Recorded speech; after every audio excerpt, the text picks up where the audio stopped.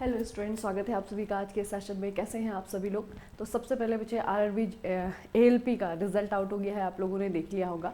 तो जिन भी बच्चों का सिलेक्शन हो गया है, आप लोगों को आगे की तैयारी के लिए सीबीटी 2 के लिए बहुत बहुत शुभकामनाएं। आई होप आप लोग पहले से ही प्रिपेयर हो रहे होंगे सीबीटी 2 के लिए, ठीक है। और जिनका नहीं हो पाया है, थोड़े से नंबर से जो रह गए हैं, तो आप लोगों को खुद को एनालाइज करना है कि कहाँ पर कमी रह गई है, क्या चीज़ जो है हमने नहीं की जिसके कारण यहाँ पे थोड़े से नंबर कम रह गए हैं, ठीक है। तो दोनों ही मामले में बच्चे बहुत ज़्यादा अभी सीबीटी 2 भी है, सीबीटी 1 जिन्होंने क्रॉस किया है, तो सीबीटी 2 के लिए बहुत अच्छे से आप लोग को प्रिपेयर करना है। और जिनका नहीं हुआ है उनको जो है आगे की जितनी भी आपके पास में अपॉर्चुनिटी है उनको ग्रैब करने के लिए तैयारी करनी है ना, लेकिन तैयारी तो करनी है, ठीक है। तो बहुत शुभकामनाएं आप लोगों को जिनका सिलेक्शन हुआ है। नहीं हुआ है जिसका, उसके लिए भी जो है आगे के लिए बहुत सारी विशेष कि आप लोग और अच्छे से प्रिपेयर हों और अच्छे से जो है जितने भी मौके आपके पास में आने वाले हैं उन मौक़ों का फ़ायदा उठा सके, ठीक है। चलिए स्टार्ट करेंगे बच्चे। आज की जो पहली खबर है ये महाकुंभ से रिलेटेड है। महाकुंभ जो है लगभग जो है 2 महीने तक चला है ना, और फाइनली जो है आपका ये खत्म होने वाला है, खत्म हो गया है, सॉरी।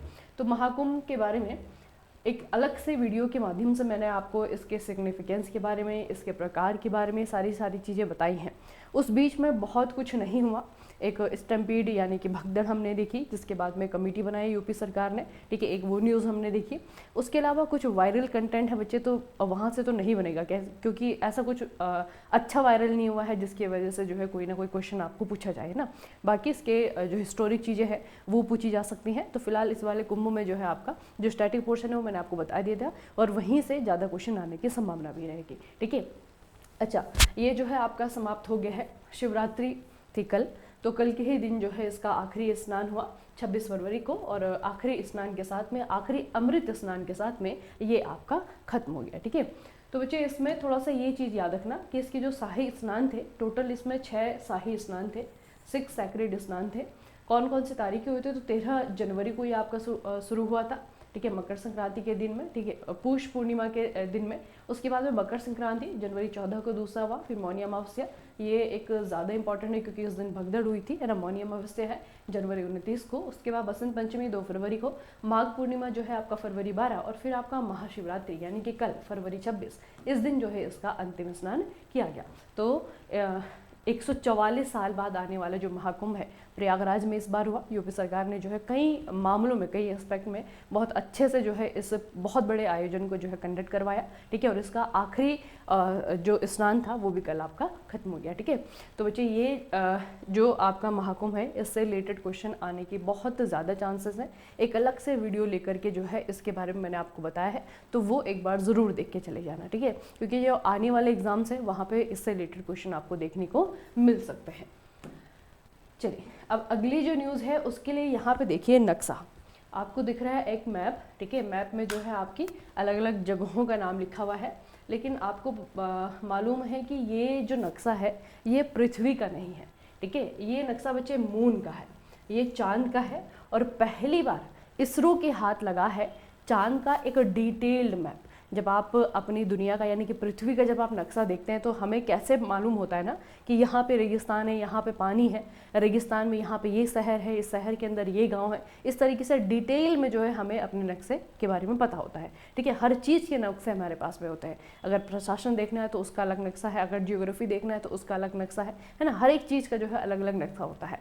तो इसी तरीके से बच्चे इसरो के हाथ लगा है पहला डिटेल नक्शा किसका, मून का, ठीक है।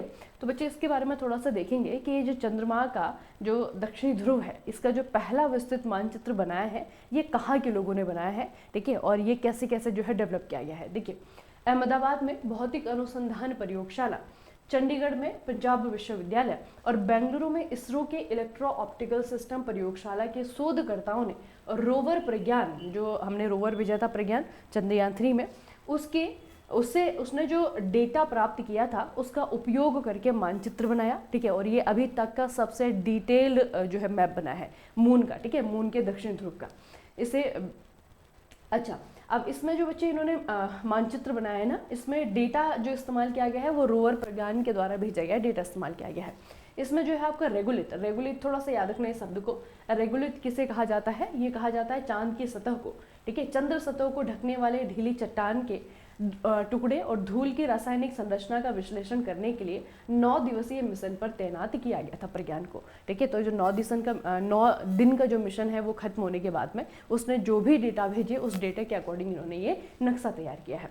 नया मानचित्र लैंडिंग साइट के आसपास ऊंचे इलाकों और निचले समतल मैदानों का एक उतार चढ़ाव वाला परिदृश्य दिखाता है। ठीक है, तो बेसिकली मतलब जैसे भी वहाँ पे आपका लैंडस्केप होगा, पहाड़ है, पठार है, चट्टान है, गड्ढे हैं, ठीक है, तो वो जितना भी जहाँ पर जिस तरीके से वहाँ पे बना होगा वही जो है सिमिलर सेम टू सेम जो है प्रज्ञान के द्वारा जो विश्लेषण एनालाइज किया गया उसके आधार पे ये पूरा का पूरा नक्शा बना है। ठीक है, उसके अलावा बच्चा आप सोचेंगे कि इस नक्शे से होगा क्या, ये जो नक्शा है इससे होगा क्या, क्या फ़ायदा इसका होगा। तो मानचित्र का उपयोग करके हम क्या कर सकते हैं, सबसे पहला चीज़ है कि ये जो क्षेत्र है जहाँ का नक्शा इन्होंने बनाया है, सबसे पहले बच्चे इसकी आय की गणना की गई।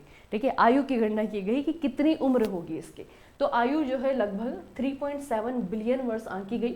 ये लगभग उसी समय है जबकि पृथ्वी पर सूक्ष्म जीव जीवन के पहले संकेत उभरे थे, है ना। तो लगभग जो है माना जाता है ना, या जब आप बिग बैंग थ्योरी पढ़ते हैं कि जो चांद है वो पृथ्वी से ही अलग हुआ है, बेसिकली दोनों ही पहले एक ही पिंड का जो है हिस्सा थे, है ना। तो दोनों से जो यहाँ से इसकी उम्र का पता लगा है वो लगभग वही पीरियड है जहाँ जबकि पृथ्वी में जो है सूक्ष्म जीव बन रहे थे या फिर पनप रहे थे ना। पृथ्वी पर जब जीवन की शुरुआत हुई, इनिशियल फेज में जब जीवन रहा होगा उस समय जो है सबसे पहले एक कोशिकीय जंतु बने, सूक्ष्म जीव, माइक्रो ऑर्गेनिज्म, है ना। उसके बाद में जो है धीरे धीरे जटिल संरचनाएं वाले जानवर बने जिसमें कि हम आए। ठीक है, तो ये थोड़ा सा याद रखना है कि किस तरीके से इसका इस्तेमाल किया जा सकता है और किया किसने है। जो ये शोध करता है कहाँ कहाँ से है, तो एक तो आपकी इसरो की टीम हो गई, दूसरा आपका अहमदाबाद में भौतिक अनुसंधान प्रयोगशाला है, यहाँ के शोधकर्ता हो गए, और एक आपका चंडीगढ़ में पंजाब यूनिवर्सिटी है ना। तो 3 इंस्टीट्यूट के जो शोधकर्ता है, रिसर्चर्स हैं, उन्होंने मिल करके ये काम किया है।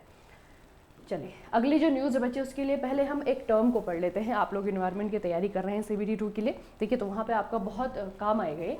देखिए चिड़ियाघर आधारित बायो बैंक, ये बायो बैंक क्या होता है और फिर चिड़ियाघर आधारित बायो बैंक क्या होता है। आपको पता है बच्चे कि जानवरों को संरक्षण प्रदान करने के लिए, जानवरों को बचाने के लिए, वाइल्ड लाइफ को बचाने के लिए हमारी सरकार या फिर किसी और देश की सरकार बहुत सारे कदम उठाती है ना। बहुत सारे मेथड अपनाए जाते हैं कि किस तरीके से इन जानवरों को बचाया जाएगा, इन जंगलों को बचाया जाएगा। ठीक है, तो उसमें उसके ही जानवरों को बचाने के लिए ही बच्चे बेसिकली आप लोग देखते हैं कि जंगल का जो क्षेत्र होता है उसे अलग अलग भाग से जो है बांटा जाता है, अलग अलग संरक्षित क्षेत्र बनाए जाते हैं। वाइल्ड लाइफ सेंचुरीज होते हैं, नेशनल पार्क होते हैं, टाइगर रिजर्व होते हैं। किसी पर्टिकुलर जानवर को बचाने के लिए जो है आपका जैसे टाइगर रिजर्व है ना, सिर्फ टाइगर को जो है बचाने के लिए। अभी जो है इससे पहले हमने एक न्यूज़ पढ़ी थी गिद्ध संरक्षण केंद्र के बारे में, मैंने आपको बताया था। तो गिद्ध संरक्षण केंद्र जो कि महाराजगंज में है, उसे सिर्फ जो है गिद्ध के संरक्षण के लिए काम करने के लिए बनाया गया है ना। तो इस तरीके से जो है जानवरों को बचाने के लिए इस तरीके के संरक्षण केंद्र बनाए जाते हैं। तो उसी में बचे आपका एक और जो है इसे कहा जाता है आपका OC2 मेथड। ठीक है, OC2 मेथड क्या होता है, 2 मेथड होते हैं आपके। ठीक है, तो ये जो आपका मेथड है इसमें क्या किया जाता है, बायो बैंक क्या होता है, ये एक संरक्षण पहल है, बचाने की जो है इनिशिएटिव है। इसमें जो चिड़ियाघर में रखे गए जानवर होते हैं उनके जीव वैज्ञानिक नमूने जैसे कि DNA हो गए, ऊतक हो गए, शुक्राणु हो गए, अंडाणु हो गए और अन्य जैविक सामग्री को संरक्षित किया जाता है।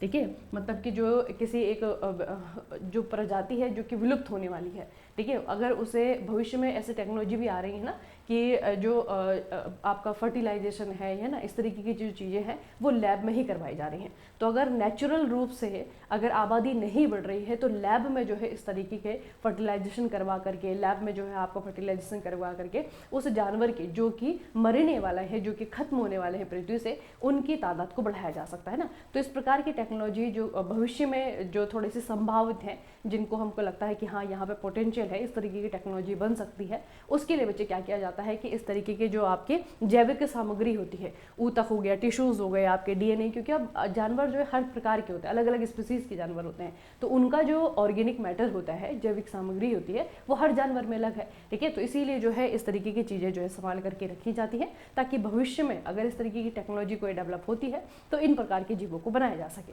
ठीक है, इसका उद्देश्य दुर्लभ और विलुप्त प्राय प्रजातियों के आनुवंशिक डेटा को सुरक्षित रखना है और भविष्य में प्रजनन, पुनर्वास और अनुसंधान के लिए इसका उपयोग करना है। ठीक है, तो बच्चे इस प्रकार का जो बैंक होता है ना उसे कहा जाता है बायो बैंक। ना। जैसे बैंक है, हमारा जो बैंक है हम जिसका इस्तेमाल करते हैं इकोनॉमी में, जो हम पढ़ते हैं उसका इस्तेमाल क्यों होता है, पैसा जमा करने के लिए, है ना। हमारे सर्वाइवल के लिए जो सबसे इम्पोर्टेंट चीज़ है पैसा, मनी, उसके संरक्षण के लिए जो हमने बैंक बनाए हैं। उसी तरीके से जो है जानवरों के जो ऑर्गेनिक मैटर है उनके संरक्षण के लिए, उनको संभाल करके रखने के लिए बायो बैंक होते हैं, ठीक है।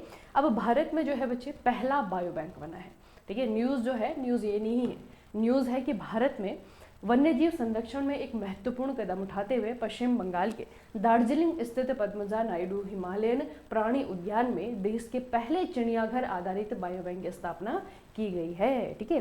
तो ये बच्चे आपका जो प्राणी उद्यान है, जूलॉजिकल गार्डन है, आपको पूछा जाएगा किधर है, तो जो जूलॉजिकल पार्क है ये आपका वेस्ट बंगाल में है। वेस्ट बंगाल में भी आपका दार्जिलिंग में आता है। और भारत में जितने भी जूलॉजिकल पार्क हैं उनमें से सबसे बड़ा है पद्मजा नायडू हिमालयन प्राणी उद्यान, ठीक है। तो इसका नाम आपको याद रखना है।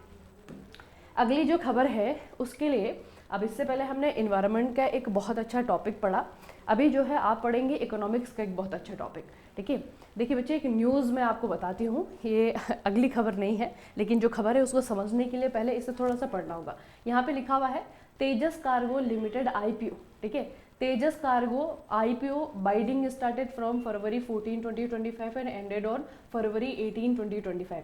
बेसिकली IPO क्या है, ये IPO होता क्या है, इसका फुल फॉर्म भी पूछा जा सकता है इकोनॉमिक्स में, ठीक है। ये IPO होता क्या है, कोई भी कंपनी जो है, यहाँ पे लिखा हुआ है कि तेजस कार्गो ने अपना IPO खोला 14 फरवरी को और खत्म हो गया ये 18 फरवरी को, ठीक है। तो ये खबर का मतलब क्या है, IPO मतलब क्या है, तेजस कार्गो एक कंपनी है, कंपनी ने अगर IPO खोला है तो इसका मतलब क्या है, ठीक है। देखिए बच्चे, जो IPO है ना, IPO इसका पहले तो फुल फॉर्म आप लोग याद रखेंगे। फुल फॉर्म है इसका initial public offering. Initial public offering ये होता क्या है, आरंभिक सार्वजनिक पेशकश से कहा जाता है। देखिए ये तब होता है जबकि कोई निजी कंपनी, प्राइवेट कंपनी पहली बार अपने शेयर जनता को बेचती है।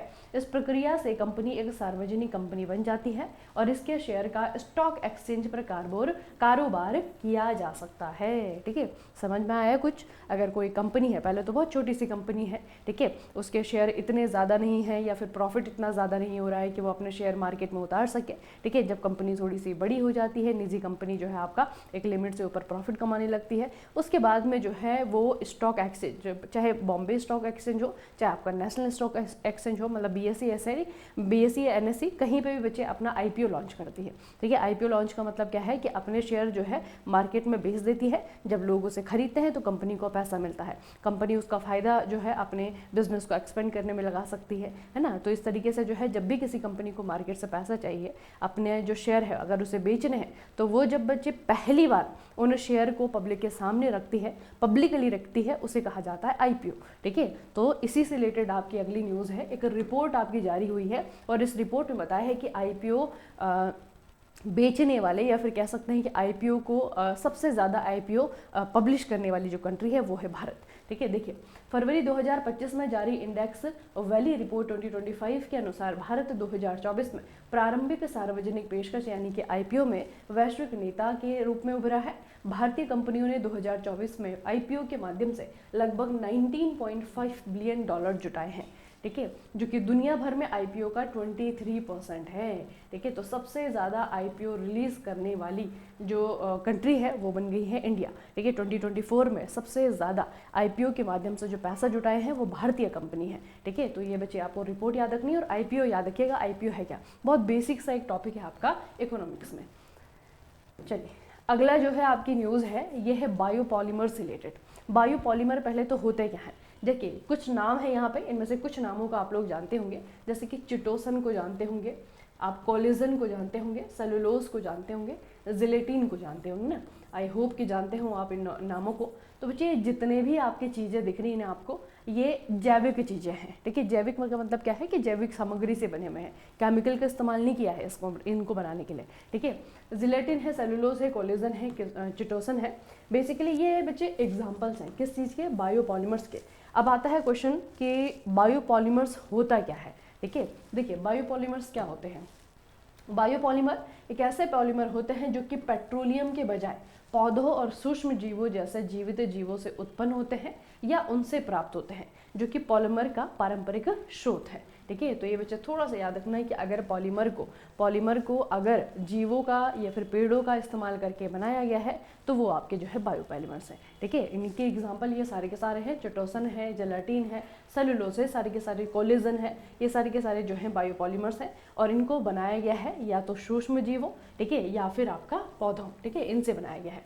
तो ये जो मटेरियल है आपका बायोपॉलीमर, ये बच्चे फ़ायदा कैसा होता है, जो हम बाकी जो केमिकल बेस्ड पॉलीमर होता है, ठीक है, या फिर पेट्रोलियम बेस्ड पॉलीमर होता है, ऑब्वियस सी बात है कि वो केमिकल से बना है। और पॉलीमर मतलब कि बहुत छोटे छोटे संगठनों से मिलकर के जब एक बहुत बड़ा कंपाउंड बनता है ना, वो आपका पॉलीमर होता है। तो पॉलीमर को ब्रेक होने में बहुत टाइम लगता है, इसीलिए जो है वो आपका डिग्रेडेबल नहीं होता है। जैसे कि पॉलीथीन है ना, वो भी आपका एक पॉलीमर का ही प्रकार है ना। जो पॉलीथीन, हम पॉलीथीन जैसे हम कहते हैं शॉर्टकट में, ठीक है, तो वो इसीलिए जो है वो डिग्रेड नहीं होता, उसकी संरचना बहुत जटिल होती है।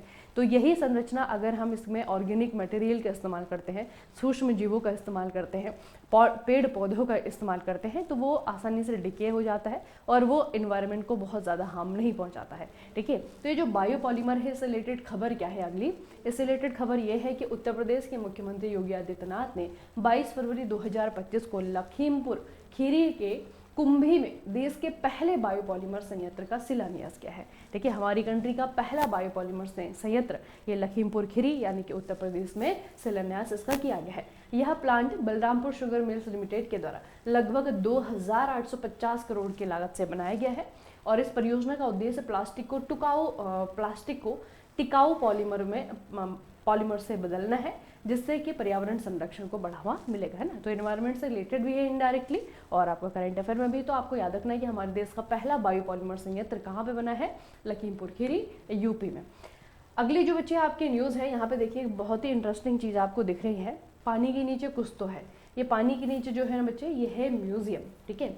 अब ऐसा ही एक अंडर वाटर म्यूजियम हमारे देश में बनने जा रहा है, ठीक है, और इसके लिए हेल्प कर रहा है भारत की नौसेना, इंडियन नेवी के द्वारा जो है हेल्प की गई है। आपको पूछा जाएगा भारत का पहला अंडर वाटर म्यूजियम कहाँ पे बनाया गया है, किसके द्वारा बनाया गया है, तो यही जो है आज की अगली खबर है।